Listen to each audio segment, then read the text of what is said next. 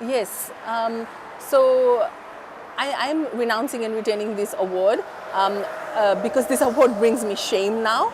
Seeing how the U.S. government has been, in terms of the U.S. government policies in relation to Israel, in relation to Palestine, in relation to Gaza.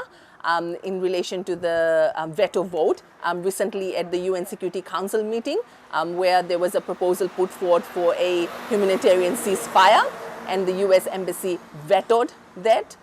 Every day we are all seeing live on social media children being killed, women being killed, people being killed in the most brutal way, they're being massacred, and the US Embassy has no moral conscience. So that's why I've decided to renounce and retain this award.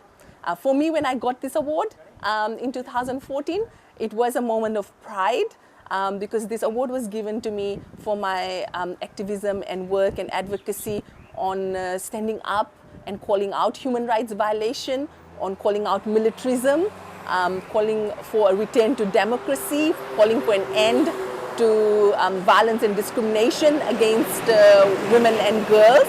The award, epitomized courage, courage that I don't see anymore with the U.S. government. They didn't even have the decency, the courtesy, or the courage to just come 1 minute and receive the award from me. They made me leave it at the security booth. This really shows, the conscience or the sort of moral decay within the U.S. Government.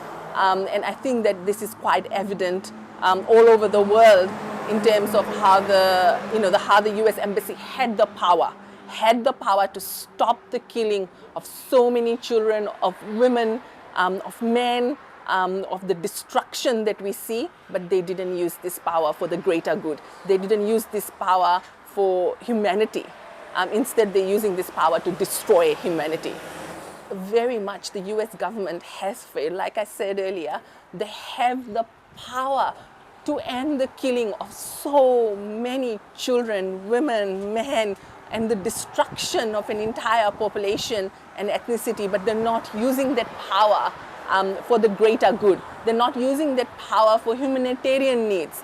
And this also scares us in terms of what does this mean for us as a Pacific region? What does this mean for us as a Pacific region as we battle climate crisis? What does this mean for us in terms of the US government stance? So this award was weighing really heavily on me because now this award doesn't bring me the same pride. It brings me shame, and hence why I've decided to renounce and return it. Fiji is, renowned, for the kind of like, the care that we show towards each other, the humanity that we, have. We smile, we say bula, we have that kind of relationship with each other, friendliness. Of course, we have our issues. So that's why I appeal to this humanity that, resides in every Fijian in Fiji, and ask them to also call and support, call their, whatever medium they have, through social media, through friends, through communities, keep on asking for an end to this brutal massacre that the Israel government is doing against the Palestinian people, because this is what humanity is, and this is, why we are who we are. And there would come a time in the future that we may need the same humanity, the same care, the same response. And it is our time now to, stand up and demand for this for the people of occupied Palestine, the people of Gaza, so that in the future we are also accorded the same humanity from others. Vinaka Vakalevu, I just hope, there is an immediate ceasefire, because every day it's the brutality that we see. It's unacceptable in this time and age, unacceptable.